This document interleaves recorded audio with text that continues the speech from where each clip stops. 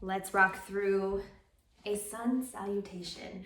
So this is a pretty common flow that you'll see in yoga classes, especially vinyasa yoga classes. So vinyasa is literally movement paired with breath.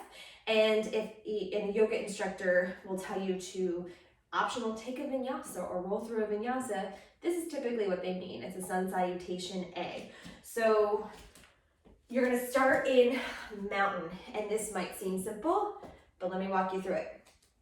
Go ahead and bring those feet underneath those hips and just sort of gently rock side to side. You're grounding here, you're finding your footing.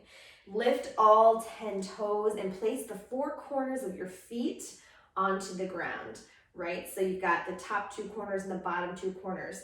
Lift all those toes. Now come into center. Roll those shoulders back. Right here, lift that chin parallel and gently tuck it back. So we're not like sticking our head out or around our shoulders. We want shoulders back, chest lifted, chin back.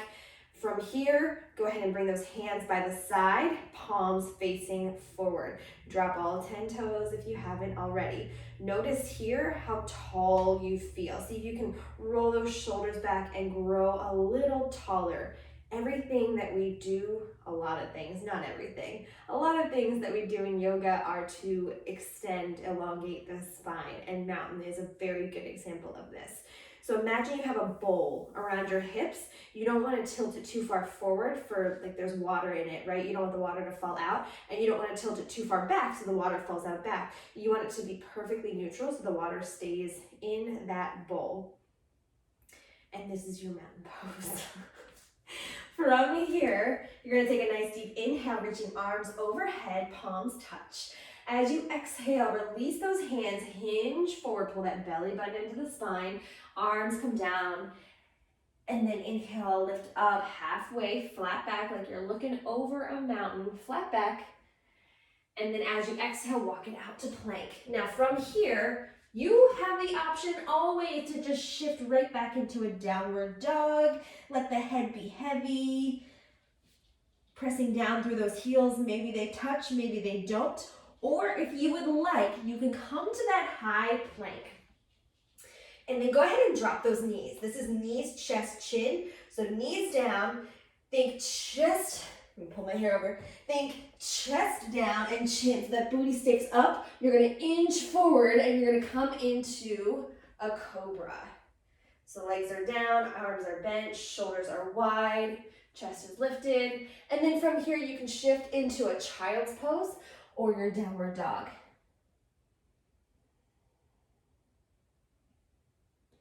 If you're in child's pose, go ahead and curl those toes, lift those hips, come into downward dog. Go ahead and gently walk those feet forward. Inhale, halfway lift.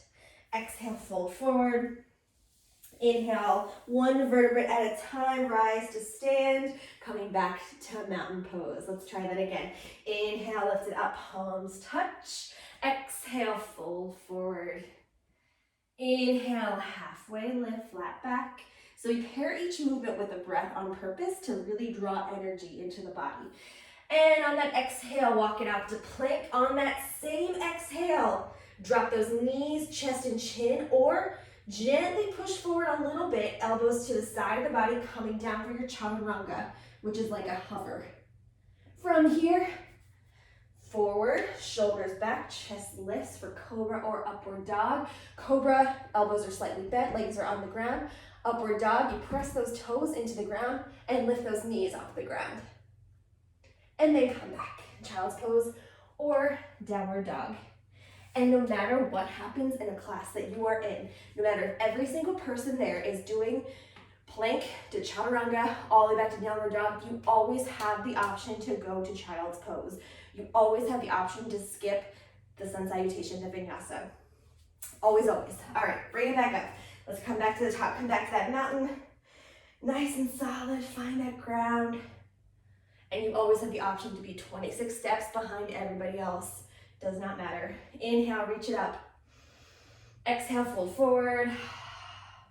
Inhale, halfway lift. Exhale, step into that plank or downward dog. Take your version of a chaturanga here. Maybe you hover, maybe it's knees, chest, chin. Inhale, forward upward dog or cobra. And exhale, downward dog or child's pose. In that downward dog, pull that belly button into the spine. Really shift the chest back like you want it to go toward your thighs.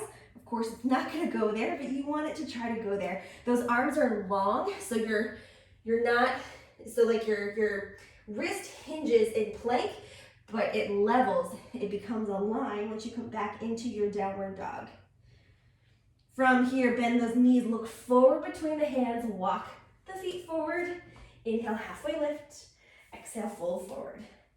Inhale all the way up to your mountain pose. Feel free to repeat that as many times as you would like. We usually will do it in the 30-minute class that I offer. I don't think I do it more than 2 or maybe 3 times in a row. We always add something, another element into it. So it's usually about 2 times through, but you'll do it a few different times throughout a typical vinyasa flow class.